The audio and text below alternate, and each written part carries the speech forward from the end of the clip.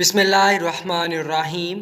رسول اللہ صلی اللہ علیہ وآلہ وسلم کی ولادت مبارکہ مکہ مکرمہ میں 9 ربیع الاول سن نبوی عام الفیل یوم دوشنبہ بروز پیر بمطابق 22 اپریل 571 صبح کے وقت ہوئی تھی۔ ابن سعد کی روایت میں ہے کہ رسول اللہ صلی اللہ علیہ وآلہ وسلم کی والدہ نے فرمایا، جب آپ صلی اللہ علیہ وسلم کی ولادت ہوئی تو میرے جسم سے ایک نور نکلا جس سے ملک شام کے محل روشن ہو گئے۔ رسول اللہ صلی اللہ علیہ وآلہ وسلم نے جس بے سر و سامانی میں آنکھ کھولی اور جس ماحول میں تربیت پائی، قرآن کریم کی آیت اس پر شاہد ہے۔ پیدائش سے قبل ہی والد کی شفقت سے محروم ہو جانا اور 6 سال کی کم عمری میں بحالت سفر والدہ محترمہ کا فوت ہو جانا اور پھر 8 سال کی عمر میں شفیق دادا کا بھی انتقال کر جانا، لمحہ بہ لمحہ اسی طرح دنیاوی آسراؤں کی جدائی نے ایک نوزائیدہ قلب پر کیا اثرات چھوڑے، ان کا مطالعہ بصیرت افروز ہوگا۔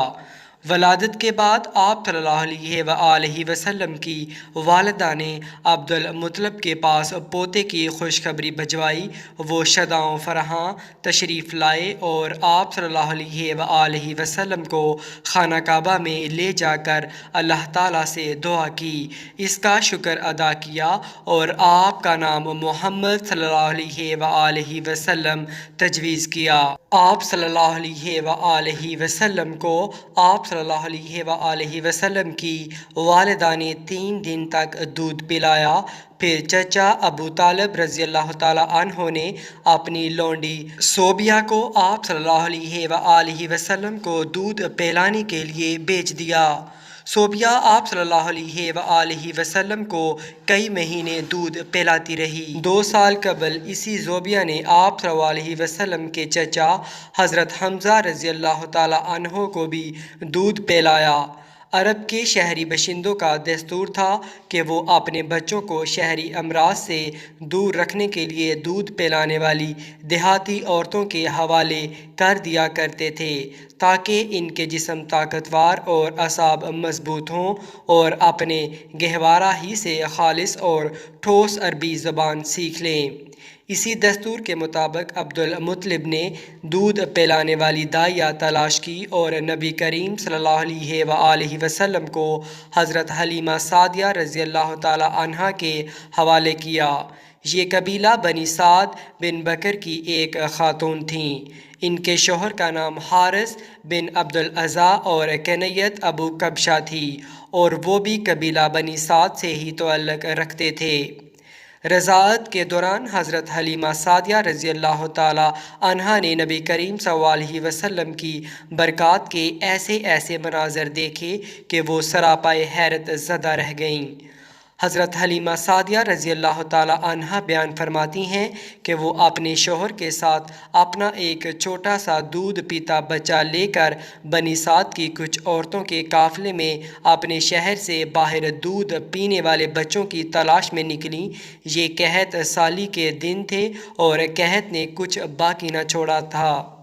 میں اپنی ایک سفید گدھی پر سوار تھی اور ہمارے پاس ایک اونٹنی بھی تھی، لیکن بخدا اس سے ایک قطرہ دودھ نہ نکلتا تھا۔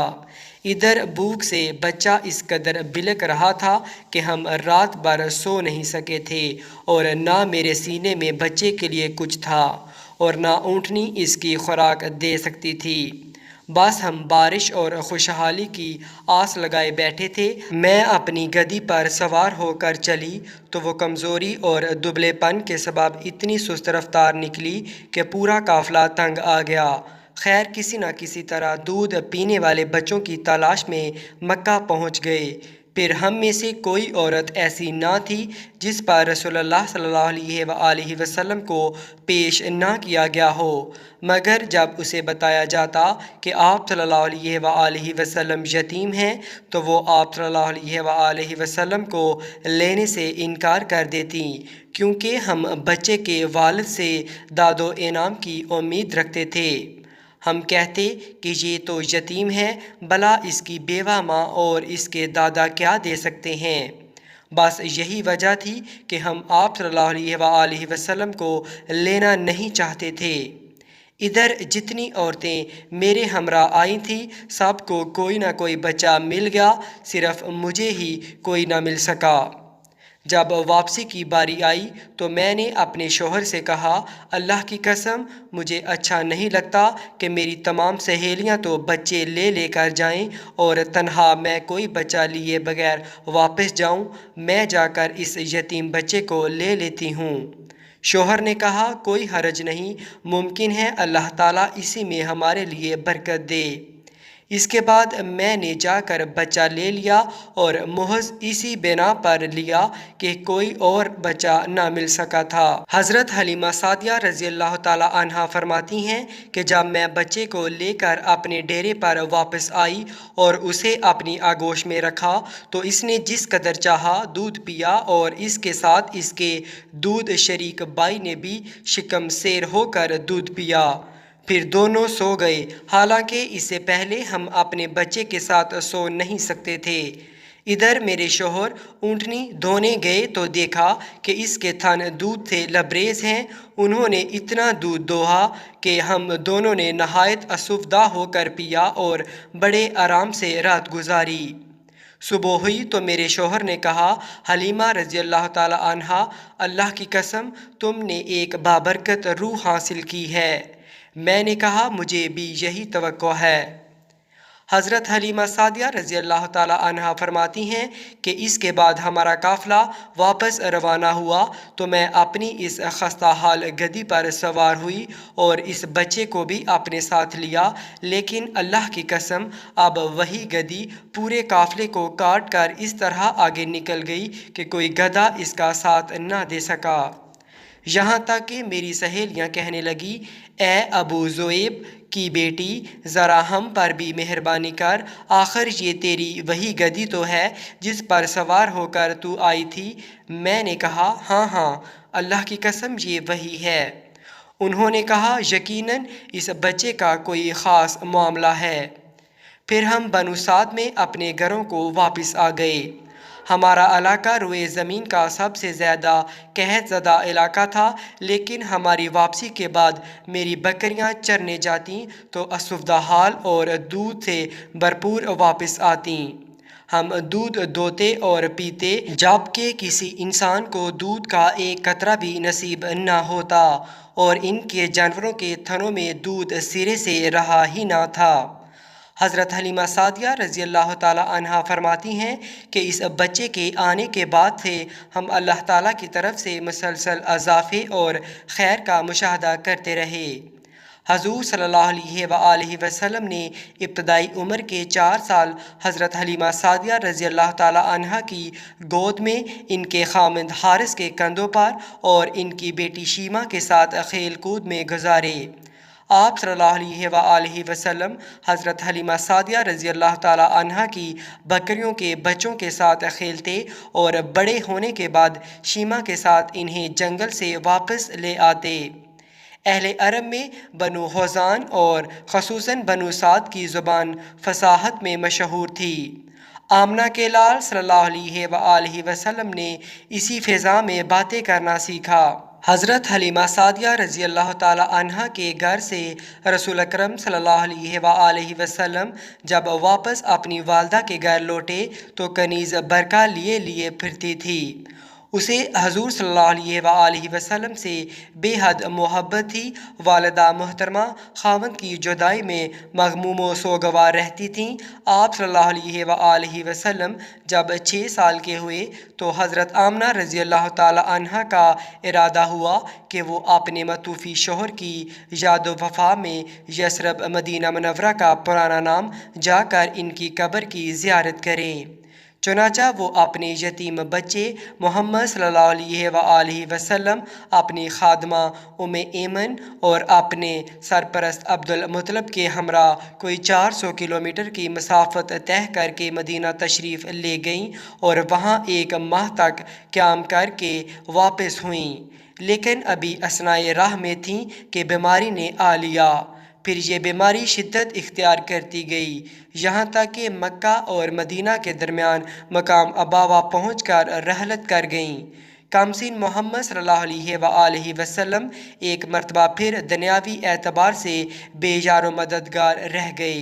بوڑھے عبد المطلب اپنے پوتے کو لے کر مکہ پہنچے۔ ان کا دل اپنے اس یتیم پوتے کی محبت و شفقت کے جذبات سے لبریز تھا، کیونکہ اب اسے ایک نیا زخم لگا تھا جس نے پرانے زخموں کو کورید دیا تھا۔ عبد المطلب کے جذبات میں پوتے کے لیے ایسی رغبت تھی کہ ان کی اپنی حقیقی اولاد میں سے بھی کسی کے لیے ایسی رغبت نہ تھی۔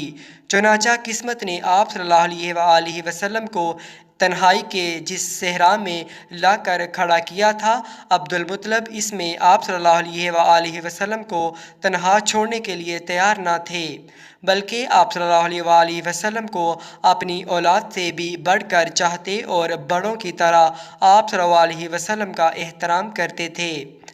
آپ صلی اللہ علیہ وآلہ وسلم کی عمر ابھی 8 سال 2 مہینے 10 دن کی ہوئی تھی کہ حضور صلی اللہ علیہ وآلہ وسلم کے نازک دل کو ایک اور ٹھیس لگی اور دادا عبد المطلب کا 82 سال کی عمر میں مکہ میں انتقال ہو گیا۔ دادا عبد المطلب وفات کے وقت اپنے یتیم پوتے کو اپنے بیٹے ابو طالب رضی اللہ تعالیٰ عنہ کے حوالے کر گئے، جو آپ صلی اللہ علیہ وآلہ وسلم کے والد عبداللہ کے سگے بھائی تھے۔ ابو طالب رضی اللہ تعالیٰ عنہ پختہ عمر کے تھے۔ ان کی شادی عرصہ ہوا فاطمہ اسدیہ سے ہو چکی تھی، لیکن اس وقت ان کا صرف ایک ہی کم سن بچہ طالب تھا۔ بعد میں انہی سے دوسرے بہن بھائیوں کے ساتھ بالترتیب حضرت علی رضی اللہ تعالیٰ عنہ بھی پیدا ہوئے۔ دونوں میاں بیوی نے بھتیجے کو ہاتھوں ہاتھ لیا اور حقیقی بیٹے کی طرح پرورش کرنے لگے۔